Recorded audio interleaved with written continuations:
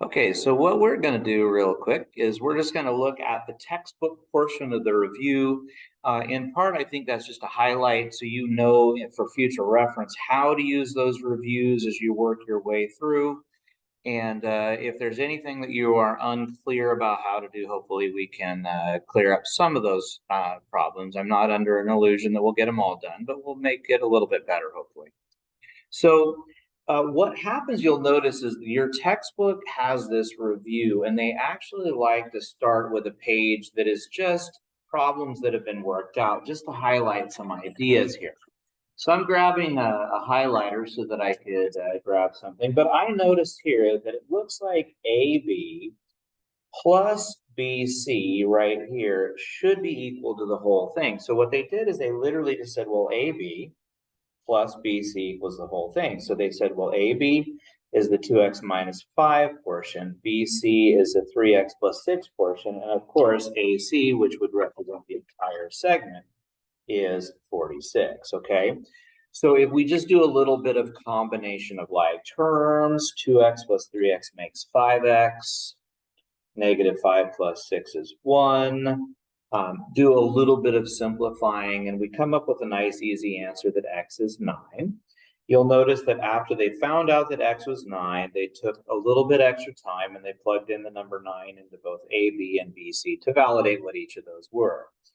The angle addition postulate is also very similar in that the idea that the top angle or the first portion of the angle plus the second portion of the angle would be equal to the entire thing. So in this problem, you'll notice that it says that this is 3x minus 10, this bottom part is x, and so what we did is we added them together, but there's a little subtle piece right here that the entire angle, you see that little symbol right there? They're telling me that entire thing is 90. So we did the top plus the bottom is equal to 90, and just like the first example, we put them together. Now for area, this is the area addition postulate. So we had segment addition, we had angle addition, and now we had area addition. And that idea is that if you have a complex shape, which this is fairly simple, but a little bit more complex shape, we can break it up into two simpler shapes, two rectangles, ABCD, ABCD as well as EFGC. And we can then find the area of both of those simple shapes, and then the final answer would just be the sum of those two values then put together. Okay, so moving on. So the perimeter of this one is a little bit trickier. Now, some of these are easy. This top piece is 2. That's fairly straightforward. This side piece is 1, 2, 3, 4. It's really nice when we have graph paper.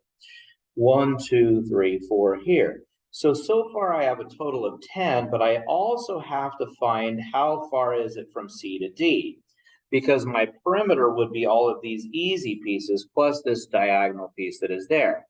Now, they chose to use the distance formula, and so we have the coordinate negative 2, 1, and the coordinate down here, which is negative 1, comma, negative 3. And they chose to go negative 1, that is x2 minus x1. So we did negative 1 minus the negative, it's negative 3. And then we did negative 3 minus 1. And then we did the distance formula on that. So negative 1, notice the double negative here. Negative 1 minus negative 3 is actually 2.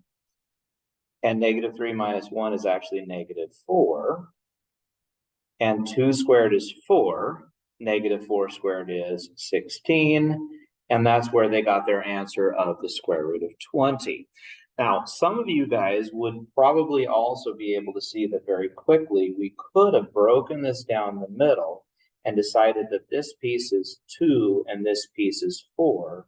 And we could use the Pythagorean theorem that 2 squared plus 4 squared equals c squared. That would be 4 plus 16. Now, that should look familiar because really the Pythagorean theorem is what generated that distance formula in the first place.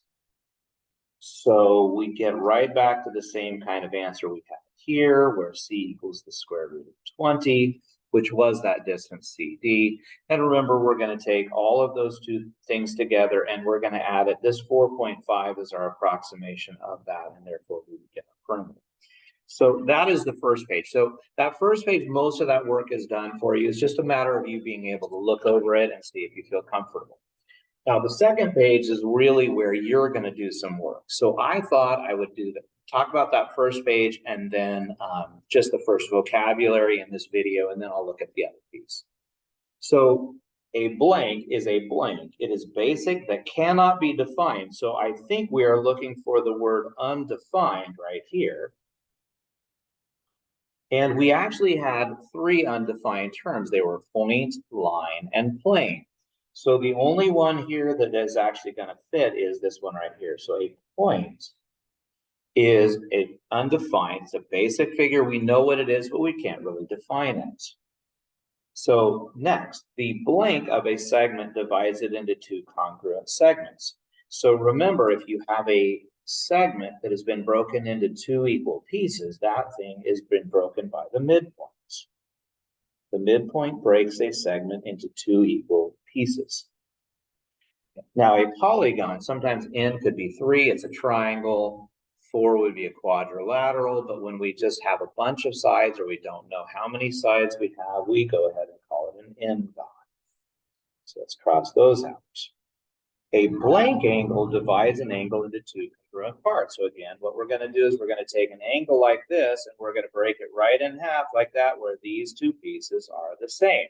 Now, I'm just drawing the picture. It didn't say to construct it. It just said draw it or think about it. And that would be a bisect. To bisect is to cut something in half. And again, points that lie on the same line are definitely called colinear. Points on the same plane are, oh, there's only one L in that colinear, but I'm going to leave it for now.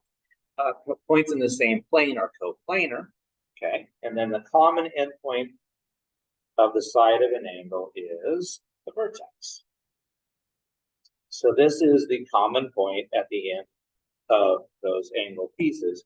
And so that will actually conclude this particular video. We just talked about the first page and a little bit of vocabulary. I'll be back with the next one.